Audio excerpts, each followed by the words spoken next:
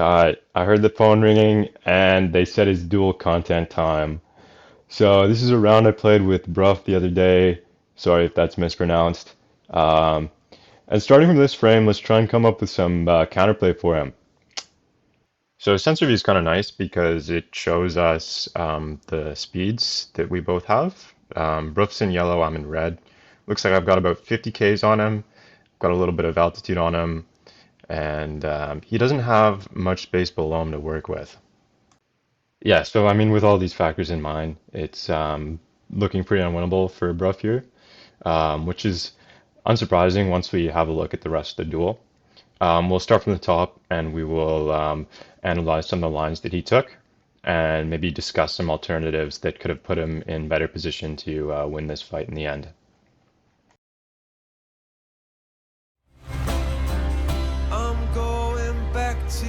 Back at the start, just to set the scene, we've both taken downwards lines. Bruce is much deeper than mine, which has put him a fair bit below me at this current frame. Both are perfectly valid lines, but Bruff makes a couple mistakes in his setup that put him on the back foot for the rest of this fight. Switching over to Bruff's perspective now, I've drawn the lines we'll take roughly. I'm coming down at a 45-ish degree angle, and Bruff is straight down. Like I mentioned, this will put me higher at the merge. This is ideal for me because I can now force a two-circle fight with the altitude advantage. For the uninitiated, a two-circle fight will favor the plane with the faster turn rate, and having more altitude means that I can stay faster for longer. So coming down into the second merge, we can see that we are about equal on speed, but passing through the merge, Bruff is relatively flat, whereas I'm going down. Because of that, I'll be picking up speed, and Bruff will either maintain or lose speed. All I need to do now is hold a neutral line, react to his movements, and then I will just gain angle. So what needs to change for Bruff? Let's go back a bit and start with what we know about both planes. Through the second merge, I'm faster with better turn rate. Bruff will be slower and have a better turn radius. So how can we force a fight where Bruff can use his smaller turn radius to his advantage? We're back in front of the second merge now, and what he needs to look for is a one-circle aggressive fight. By pulling lead here, he can close the distance between us, and he can make that happen. If you take the more aggressive line off the start like Bruff did here, this is what you should be looking for. It's really easy for me to just draw the line there and say do that. So here's a couple examples to hopefully show how this line should look. First off, versus a more passive opponent, and then secondly, versus a more aggressive opponent.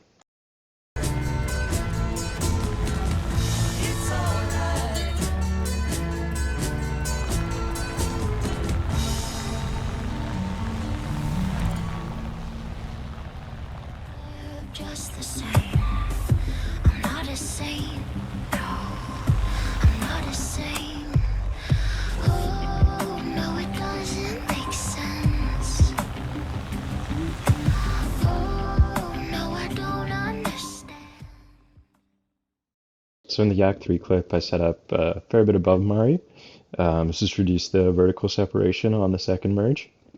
And in F4, I pushed flaps pretty good throughout most of the first turn.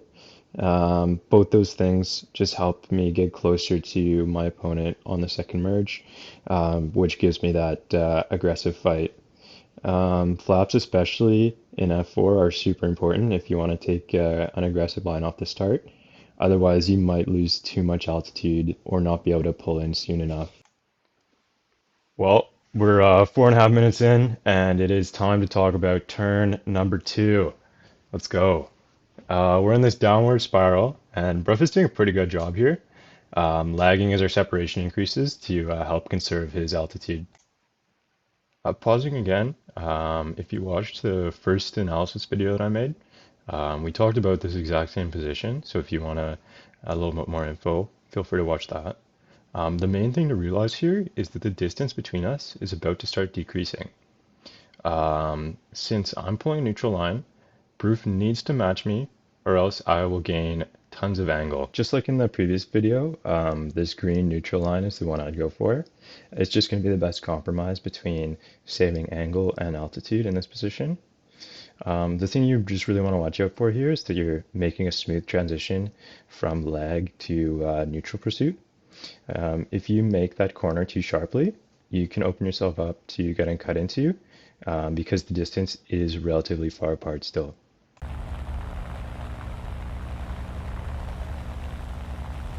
Okay, pausing again, our altitude is equal, but now I'm 20 kilometers an hour faster. It's a similar situation to the second merge, but now Bruff has to take a shallower line, and as such, he won't be able to pick up as much speed as last time. On the other hand, I've been saving altitude through the first couple turns, and then I can take a steeper line, which will allow me to pick up more speed as we transition to the deck. The combination of these factors means that as we hit the deck, I will have gained lots of angle once our energy has equalized. And equalized it has. As the plane with the angle, it's mostly on me to progress the fight. There's a couple options. First of all, I could hold S here and start a pure rate fight. This is pretty boring though, so instead I'll push my advantage to try and end the fight sooner. To do this, I'll start spiraling up as soon as I level out. This will let me store energy at the cost of angle, and it will also allow me to offset our circles and make space for an attack. As I spiral up, Broof sits on the deck, which is a mistake. Because we entered the raid at a higher speed than the sustained turn speed of the F4, Broof will be losing more energy than me in this turn. Broof sees that the difference in energy is getting pretty big, so he starts his spiral up too. But he's only starting at 400 kilometers an hour, which is about 60k slower than I was when I started mine. With that difference in initial speed, he simply won't be able to follow me up, which he correctly notices and then pulls back down. Unfortunately, this is only going to delay the inevitable, as this sequence of moves, starting from when we hit the deck, I think put the nail in the coffin. He gave too much energy, and now he doesn't have the speed to keep up. So what should have been done differently? One thing he could have done was hold S on the deck and not spiral at all, the idea being that by maximizing his turn rate, he will be able to sit inside of my circle until energy is equalized. This assumes that I wouldn't be able to generate the offset required to get a shot, which is debatable at best. In my opinion, the best place starts all the way back when I start spiraling. When he sees me go up, that's the green light for him to follow, essentially mirroring me, though generally you want to look for a slightly shallower line than mine if you're in Broof's position. However, this is not to say that in Broof's position you should always spiral up. If I stick to the deck, spiraling up could open up space for me to get a shot. Following your opponent is generally a good call in this position. And here's a quick example. It says B, but this is the closest situation I could find sitting around on my PC. I see Russ starting a very shallow spiral, and I attempt to mirror him. As we get to the top of the spiral, I follow him back down, and the cycle continues.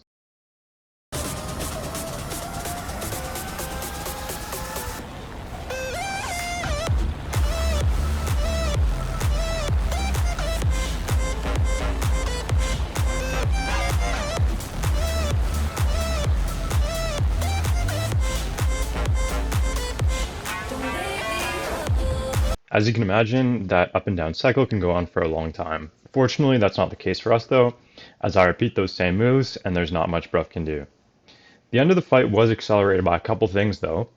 Mainly, Bruce's lines up and down are a bit too steep. This means that he has to make sharp direction changes to not hit the ground or go too high. Because of that, I'm able to cut him off and pick up angle. One way to find the right slope for your spirals is to look for the intersections of you and your opponent's line. This is a pretty advanced technique and there's lots of variance in the actual best place to apex your spirals, so I would not recommend worrying about this unless you already have terminal dualism. In short, you're looking to make the low point of your line as you cross your opponent's line. Again, this can be very difficult to judge and is often not the best place to do it, but with practice it can be a helpful guideline. And here's where I'd estimate that low point to be. We can see that it's a much more gradual descent than the original line, and in a sense it's increasing the amount of time spent going down. In Bruce's position, or whenever you're trying to go for the most efficient turn rate, I think this is a pretty solid line.